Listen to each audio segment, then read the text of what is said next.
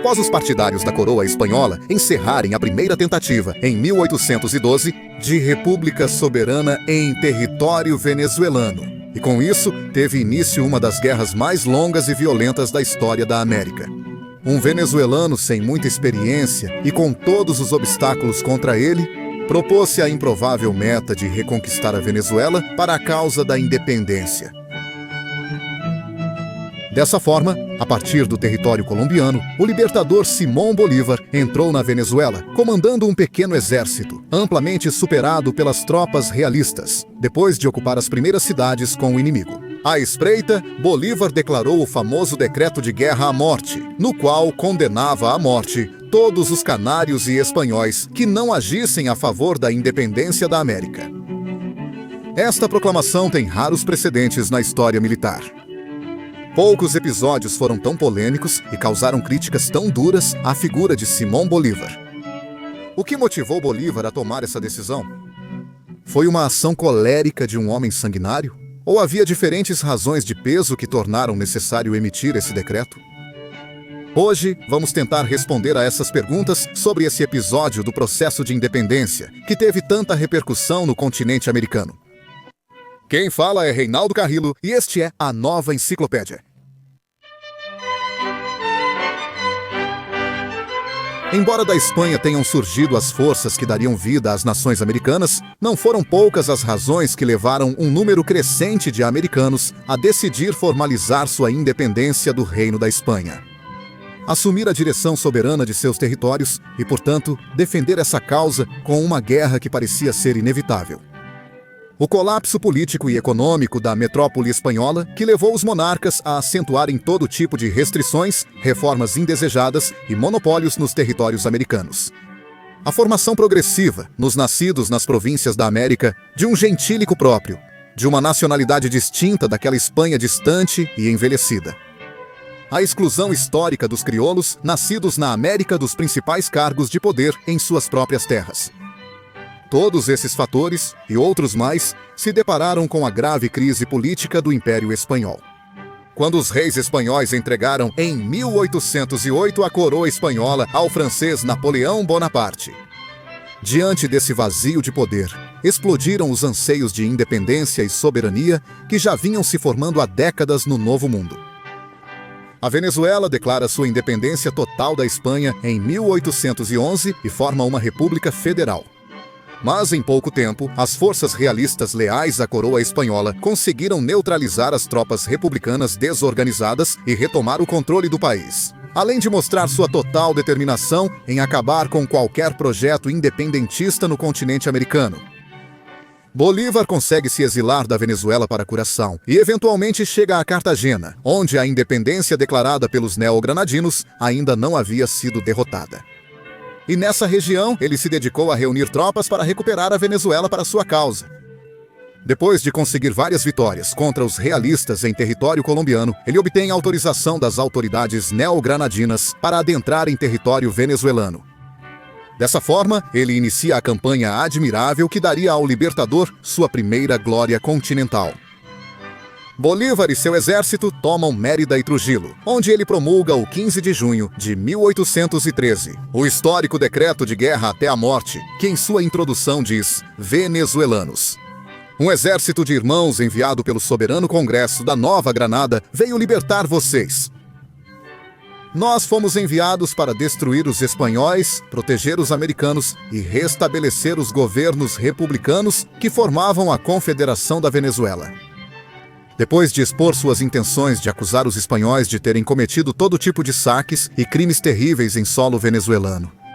E ao apelar para a necessidade de justiça, encerra o decreto dizendo: espanhóis e canários, contem com a morte, mesmo sendo indiferentes. Se não agirem ativamente em prol da liberdade da América, americanos, contem com a vida, mesmo que sejam culpados. Este decreto foi considerado por pensadores venezuelanos e por pensadores estrangeiros como a causa de milhares de mortes. Como um grito primitivo de extermínio jamais ouvido da boca de alguém. Segundo o historiador Juan Vicente González, a guerra até a morte, ao invés de ser um meio de vitória, foi um obstáculo intransponível para obtê-la. José Gil Fortu a condena dizendo que os patriotas venezuelanos se deixaram contagiar pela paixão vandálica dos militares espanhóis, que foi um desvio mental, consequência da derrota da Primeira República. E, em contraste, para historiadores como Rafael Maria Baralt, este foi, abre aspas, o mais grandioso e transcendental dos pensamentos revolucionários de Bolívar. Então, uma resolução como essa, tão contundente, tão violenta, nos primórdios da construção de uma pátria para os americanos. De onde surgiu? A causa de milhares de mortes ou uma resposta necessária a uma situação pré-existente? A primeira coisa que devemos ter em mente é que o direito penal espanhol, que era o que havia regido na Venezuela até aquele momento, era tudo menos dócil e suave. Quando, por exemplo, mais de 10 anos atrás, o venezuelano José Maria Espanha conspirou a favor da independência e foi condenado à morte. A Real Audiência de Caracas determinou que ele fosse retirado da prisão arrastado por um animal e que, uma vez enforcado, o carrasco procedesse a degolá-lo e esquartejar seu corpo. A cabeça seria colocada na entrada da cidade e cada um dos pedaços do corpo em 4 lugares na entrada de Caracas. De acordo com a legislação espanhola, a pena de morte estava estabelecida para o crime de traição à coroa. E uma vez que em 1810, a junta de governo da Venezuela foi declarada pela Espanha como insurgente, ou seja, como rebelados contra o governo do rei. A conclusão era que todos os envolvidos com a Revolução Independentista deveriam ser condenados à pena de morte. Esse era o germe de uma situação que depois Bolívar buscaria igualar para ambos os lados com seu famoso decreto. Embora isso seja algo que vamos abordar mais adiante. E convido vocês a ficarem até o final deste vídeo, para que tenham uma visão completa sobre esse episódio tão controverso. Outro evento que deve ser mencionado como precedente porque reflete que a guerra-morte não foi uma ideia que surgiu apenas na cabeça de Bolívar. Foi quando o republicano venezuelano Antônio Nicolás Briceño, junto com outros oficiais patriotas, depois que caiu a Primeira República, proclamou o chamado Convênio de Cartagena, ou Plano para Libertar a Venezuela. Esse era um compromisso que previa dar morte a todo espanhol europeu que estivesse na Venezuela. Esse convênio foi proposto a Bolívar para sua adesão. Isso foi em janeiro de 1813, 5 meses antes do decreto de Bolívar. Quem, no início, rejeitou esse plano quando lhe foi apresentado. Rejeitou o plano de Antônio Briceño por considerar que isso criaria males maiores. E depois, em março, alguns meses depois, ele o assinou, mas parcialmente, com várias modificações, estabelecendo que só se aplicaria pena de morte aos espanhóis que fossem encontrados com armas na mão. E que o Congresso da Nova Granada decidiria o destino daqueles inocentes capturados. Após a queda da Primeira República da Venezuela, os independentistas se depararam com a difícil questão de como alcançar a vitória de sua causa. E nessa discussão houve certa influência vinda da vitoriosa Revolução do Haiti, que havia declarado guerra de morte aos franceses. Para Antônio Briceño, esse modelo de guerra foi fundamental para a vitória dos haitianos e, de fato, antes da independência venezuelana. Um dos líderes da Revolução do Haiti propôs justamente a Francisco de Miranda que aplicasse esse modelo na Venezuela, mas Miranda recusou terminantemente. Então, voltando ao ponto central, o que fez com que Bolívar e milhares de venezuelanos mudassem de opinião e adotassem a guerra até a morte? Esses eventos são, talvez, os argumentos mais fortes que levaram a essa decisão violenta. Bem, a documentação historiográfica não deixa dúvidas de que foram os realistas partidários do Reino da Espanha. Desde que iniciaram sua ofensiva contra a Primeira República da Venezuela, foram eles que começaram uma guerra de morte, de fato, contra a população patriota. O que, além disso, contrastava com a política dócil e conciliadora que, no início, os independentistas adotaram. Os quais, para dar apenas um exemplo, quando derrotaram a primeira sublevação realista em Valência, decidiram perdoar todos os prisioneiros realistas. Muito bem, expôs Bolívar. Um primeiro precedente dessa guerra de morte, de fato que iniciaram os partidários da Espanha, quando, após serem proclamadas as independências nas terras. Fora da Venezuela, ocorreram massacres em Quito, em La Paz, em Popayán e no México, incluindo o degolamento e sacrifício de prisioneiros. E retornando à Venezuela, meses depois de declarada a independência, o capitão de fragata espanhol, Domingos de Monteverde, inicia sua campanha contra os independentistas a partir de Coro, com mais de 200 homens. E em Carora, um dos primeiros povoados tomados pelo espanhol, a população patriota foi passada a fio de espada e o local entregue ao saque. Em seguida, Monteverde envia o capitão espanhol, Eusébio Antonhanças, aos Llanos para recrutar tropas. Por meio da exaltação das mais baixas paixões e dos piores ressentimentos dos habitantes, Antonhanças ocupa Calabozo e depois San Juan de los Morros. E em ambas as cidades, a população foi assassinada e os povoados foram entregues ao saque.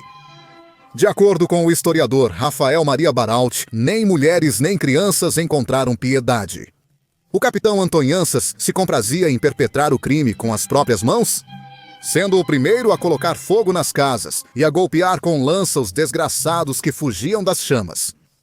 Baralt conta que ali começou a série ininterrupta de atrocidades que depois mancharam a guerra entre os dois partidos. E, de fato, essa prática virou norma. E foi apenas o início das barbaridades que estavam por vir. Diante das quais, Bolívar, convencido da justiça, da causa, da independência e da necessidade de sua vitória, viu-se obrigado a responder no futuro com seu decreto. Uma vez que Monteverde se impôs sobre as forças patriotas, o governo republicano concorda com uma rendição ao espanhol, e Monteverde se torna o governante supremo da Venezuela. Os acordos do armistício não haviam sido divulgados, e Monteverde começou a violá-los abertamente, com uma atitude sanguinária e despótica. Isso está relatado pelos delegados da própria coroa espanhola, que afirmam que durante o governo de Monteverde reinou a mais insultante das tiranias. Os bens de patriotas e não patriotas foram confiscados. Prisões arbitrárias ocorriam todos os dias. Seus agentes, espalhados por todo o país, tinham ordens de perseguir, prender ou matar qualquer suspeito. O roubo e a impunidade tornaram-se prática regular dos órgãos do governo. O próprio Monteverde informava ao ministro da Guerra espanhol, abro aspas, que o inimigo sofreu uma mortandade horrível, fecho aspas. Isso começou a semear nos corações americanos o rancor e o desejo de vingança, que posteriormente alimentaram a guerra de extermínio entre ambos os lados. E Simão Bolívar acabaria recebendo informações sobre todos esses abusos de poder? Bolívar, de fato, tinha ficado impressionado com a audácia, com a firmeza e com o dom de comando de Monteverde, que se contrapôs à atitude fraca e vacilante dos patriotas. É necessário que tenhamos em mente que os espanhóis se recusaram a tratar os patriotas como beligerantes, como adversários em uma guerra, e os trataram mais como traidores da coroa, como insubordinados que deveriam sofrer os piores castigos. Monteverde estava convencido, dito por ele mesmo, o ministro da Guerra, que esses povos não deveriam ser amparados pela Constituição espanhola, mas sim tratados pela lei da conquista, ou seja, pela força. E é muito importante destacar que o Reino da Espanha, que nunca quis aceitar mediação ou negociação com os americanos, aprovou em grande parte esse comportamento de Monteverde.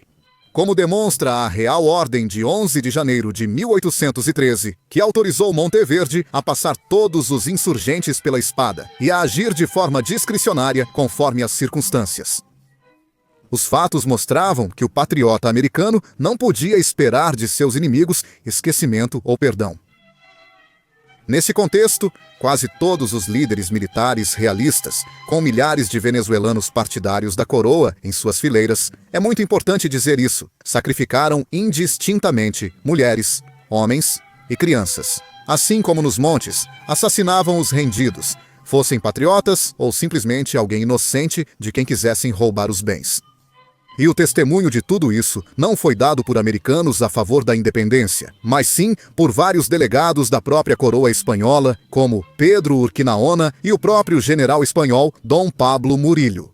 Quem admitiria todos esses atos cruéis anos depois? Outro realista, que na época atuava como regente interino da audiência na Venezuela, testemunha que os soldados realistas eram incitados a partir dos 7 anos de idade, não deixar ninguém vivo nos povoados patriotas. As paixões mais baixas do povo hispânico, contidas por séculos na Venezuela, haviam sido desencadeadas. Essa era a situação feroz e complexa que Simón Bolívar precisava enfrentar, enquanto tomava conhecimento progressivamente dessas atrocidades, durante sua passagem pela Colômbia e ao entrar na Venezuela. Um cenário muito difícil, ao qual não se podia responder com cânticos de paz e reconciliação, se o objetivo era a vitória da causa patriota. Como afirma Tomás Polanco Alcântara, o que Simón Bolívar fez com o decreto de guerra-morte foi buscar um argumento jurídico e político para igualar a situação. Segundo as leis espanholas, um soldado republicano, capturado, podia ser acusado de insurgente e executado, como de fato estava acontecendo em massa.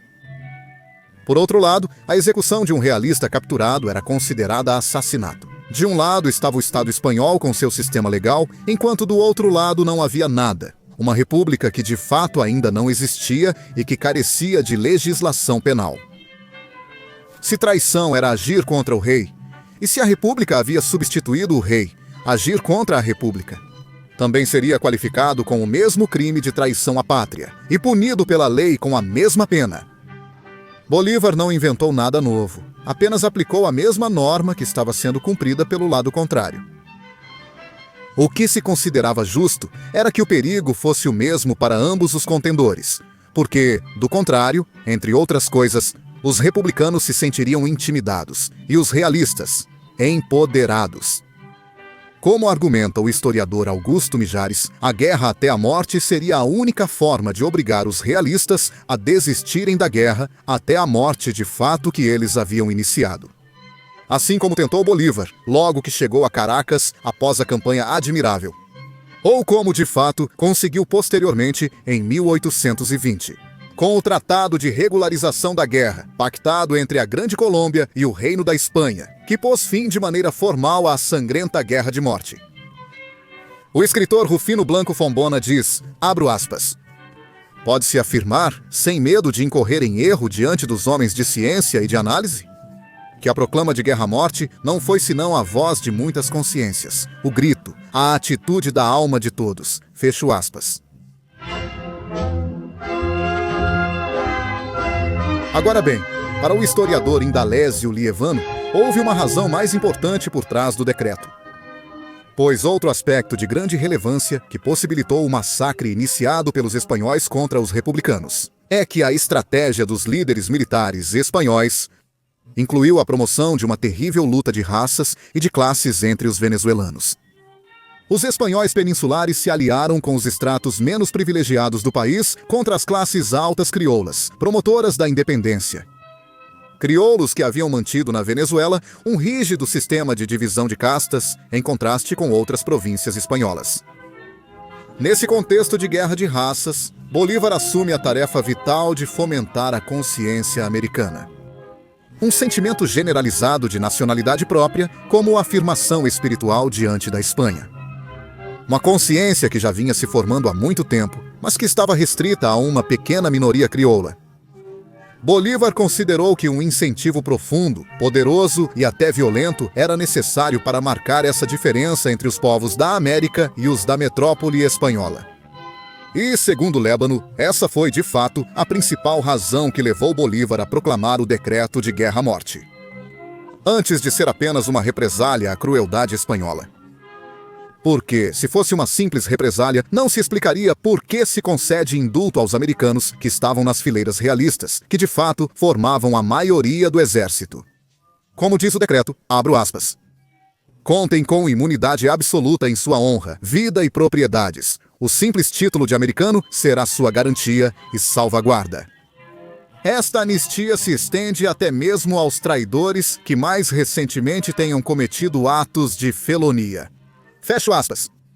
Esse desejo de estabelecer um privilégio para os americanos, mesmo que fossem inimigos, e uma condenação total contra os espanhóis, mesmo que fossem indiferentes, mostrava que seu propósito seria criar uma fronteira definitiva entre Espanha e América. A luta de raças e castas desencadeada pelos capitães espanhóis, Bolívar tentava responder com uma guerra de nações. Ele buscava unir os americanos contra os espanhóis. E com isso, também pretendia frear o aumento das tropas realistas com nativos do continente americano. Diante das duras críticas que esse decreto sofreu, o historiador Jesus Antônio Cova argumenta que aqueles que condenam essa medida histórica de Bolívar não se incomodam com a guerra até a morte em si. Pois não é mentira que todo tipo de grandes massacres na humanidade, em contextos de guerra e de conquista, continuam encontrando hoje em dia todo tipo de justificativas.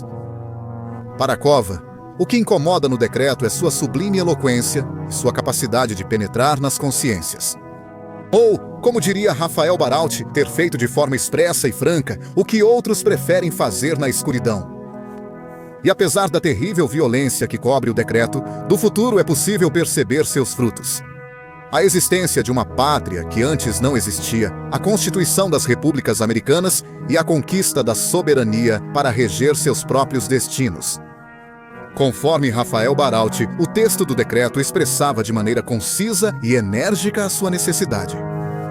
Essas palavras eram daquelas com as quais o homem forte, de grande espírito e paixões profundas, domina e arrebata as almas inferiores. E, apesar delas, as conduz a executar os vastos fins que só ele é capaz de conceber e pretender.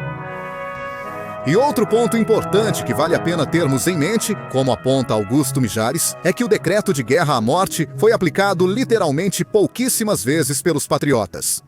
E que Bolívar, em várias oportunidades, demonstrou abertamente sua intenção de suspender esse decreto. Assim que Bolívar entra triunfante em Caracas, após a campanha admirável, propôs várias condições a Monteverde para alcançar a reconciliação geral. Estou abrindo aspas. Com o esquecimento do passado e o indulto aos espanhóis? Porém, foi impossível chegar a um acordo devido à recusa total de Monteverde. Outro exemplo é a proclamação de Ocumare, de 6 de julho de 1816. Quando Bolívar expressa claramente: a guerra de morte que nossos inimigos nos fizeram cessará. Da nossa parte, perdoaremos aqueles que se renderem, mesmo que sejam espanhóis. Nenhum espanhol sofrerá a morte fora do campo de batalha. Fecho aspas. No entanto, levaria alguns anos até que essas palavras se tornassem realidade. Pode-se debater a conveniência do decreto de guerra-morte como medida de guerra. Pode-se até mesmo debater a causa que o fundamenta, ou seja, a causa da independência das Américas. Mas não é verdade nem honesto qualificar o decreto como uma decisão precipitada, emocional, que respondia a um desejo sanguinário por parte de Simão Bolívar. Nem se pode negar que as circunstâncias em que foi proclamado eram profundamente duras e complexas. Diante da crueldade desencadeada pelos espanhóis, diante da guerra de raças e com todas as adversidades contra, o exército republicano ganhou o ímpeto necessário para chegar vitorioso a Caracas, restituir a república na Venezuela e assumir o longo processo emancipatório.